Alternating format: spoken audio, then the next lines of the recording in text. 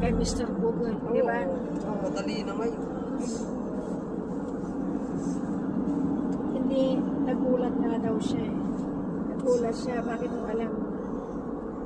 Si Father Nel, Ayun, lahi nila. nag-message sa kanya.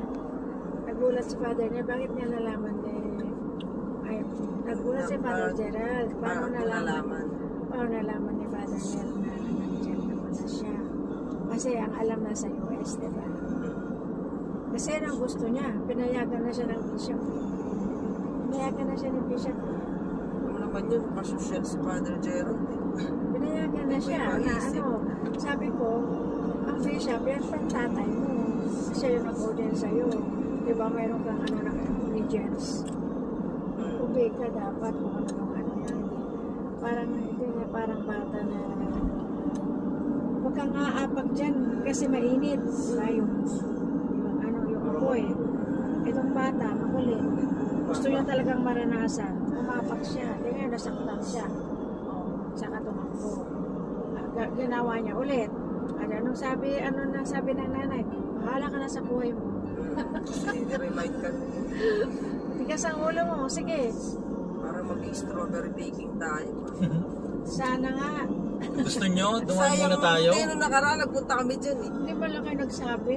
Eh, ura-urada naman to. Nagulat nga lang ako, sinundo ako. Danbegan tayo, Danbegan.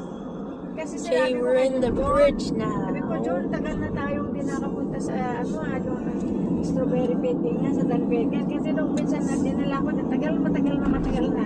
Tagal na Tapos yun, wala na. namang strawberry. Wala na yun, tay. Tapos nag-cruise sila. Kasi birthday ni Ella August 3. Yun sila nag-celebrate. Sina tay, ka-close mo rin, no, diba? Sina Melinda. Tsaka si Sam. Oo, kita din na. Parang extended family ko din sila. Parang kayo. Nagulat nga ako, diba yung nagkita-kita kami sa bahay. Bahay? Diba yung dati? Ay, oo. Yung punong pasyon. Siya, Bakit ka nandito? Ba't ka nandito? ano siya, di ba kailan mo si Gina, yung pamangkin ko. Siya yung store manager sa Wendy's sa Manila, sa Manila. Pilipinas.